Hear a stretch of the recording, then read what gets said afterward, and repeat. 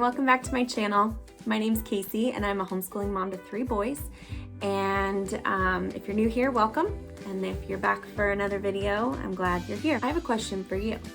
Are you the kind of mom who schedules out her day hour by hour, or maybe even like 30 minutes sections? Are you the kind of mom that has like a flow for the day and just kind of does the same things in the same order every day?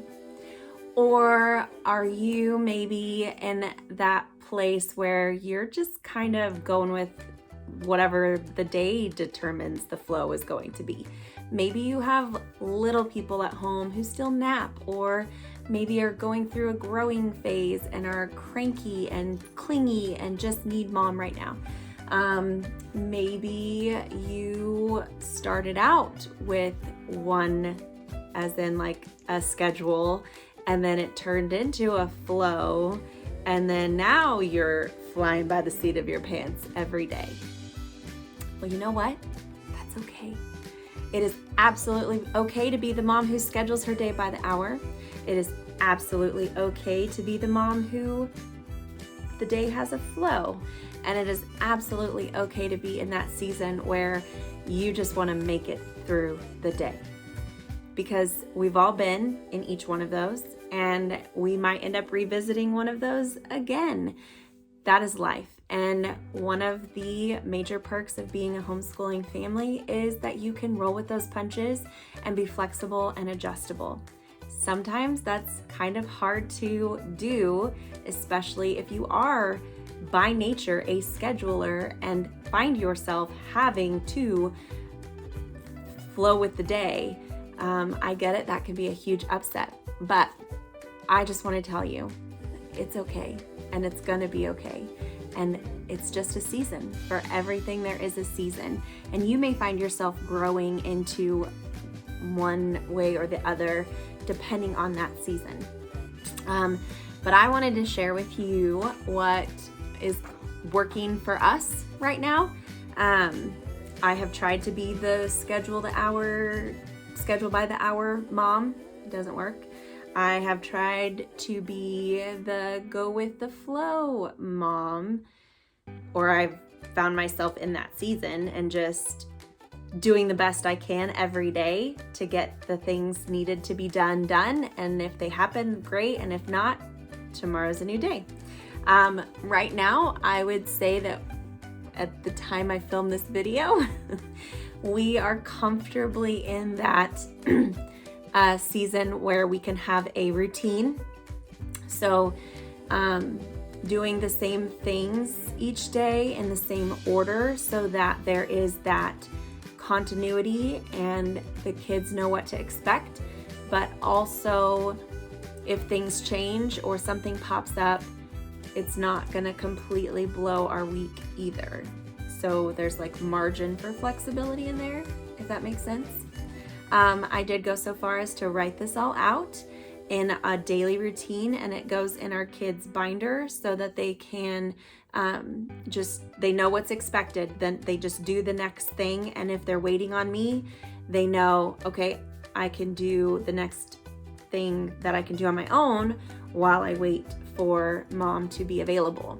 But the kids are getting older, and so that creates a little bit more independence in our daily routine for each of them, which is nice. It's nice to be in that season, but I also want to tell you that I can relate to that season where everybody wants you all at the same time, or needs you, or it just changes gears really fast and makes your head spin. And that's okay, because it's not always going to be that way. So don't get discouraged. But I'm going to turn the camera around and show you what our daily routine going into this new homeschool year looks like. And that could change, and that's okay. But this is what we have set up. This is what has worked really well, and I foresee working very well for the time being. So let's take a look. Okay, so you will see that there are no time stamps on our daily routine. because that kind of puts a lot of unnecessary pressure on me. But in general, we end up starting. I have decided that this year I am going to make sure the boys are up and out of bed by 7:30, just because I don't want them to build a habit of going to bed late and sleeping in whenever they want. Last year we were really loosey-goosey about that and just letting the boys get as much sleep as they needed. But this year I think getting them a consistent wake up time each day will actually help them get better rest, because they will then go to bed at a better time and get a more consistent amount of sleep each night. So they do get roused out of bed if they're not up already by 7:30. And then from there, we don't do any screens in the morning. I have usually try to have like some classical music or soft worship music on in the morning. But they know like we're not having a lazy wake up morning. It's time to get your feet going, get your blood moving. So we have first things first, which is just basic. They get dressed, they make their beds, and they brush their teeth. And then they're ready for breakfast when I have it all prepared for them. And then during breakfast, because that's a meal that I don't typically eat, so it makes me available to read to them. So during breakfast, I will read our missionary story or another read. We're doing the Tuttle Twins, so I might do that read aloud during breakfast, or just a fun literature book, whichever, but some kind of read aloud while they eat breakfast. And then right after breakfast, we do a cleaning blitz. Now, part of my plan for this year, and by admittance, I don't like having multiple things to manage or micromanage the kids about, and chore charts are one of those things that I've never been successful in maintaining any kind of reward system or incentive program with that. I've never been consistent at reminding the kids to do their chore for the day or ask them to do their chore that day, or they're complaining about, well, so-and-so never does this chore, it's always me, and so on and so forth. And so in a brainstorming session with my husband, we kind of decided, well, let's nix the chore charts and just expect their participation. They help make messes around the house, they can help clean them. So one of my personal goals was a consistent nightly routine, going to bed with a clean kitchen. Also with that has become back to my successful, what always worked for me was having like a section of the house each day that just got a little more focus. So Mondays is bathrooms, Tuesday is the main room, which is pretty large, Wednesday is our bedroom, Thursday is the boys' bedroom, and then Friday is like that, outside, sweep the porch, clean out the vehicle kind of thing.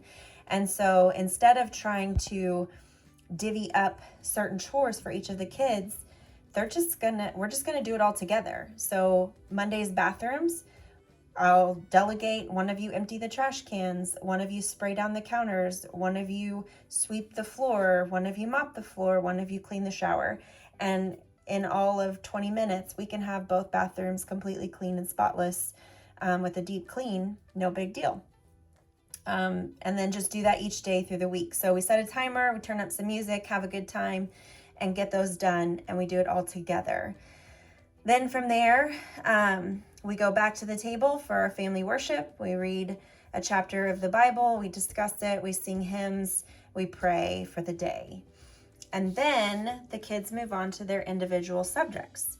So the way that I have these lined out is kind of staggered, so that by the time we go, starting with the youngest, because he's going to have the shortest lessons and require most of, like, absolutely all hands on with me.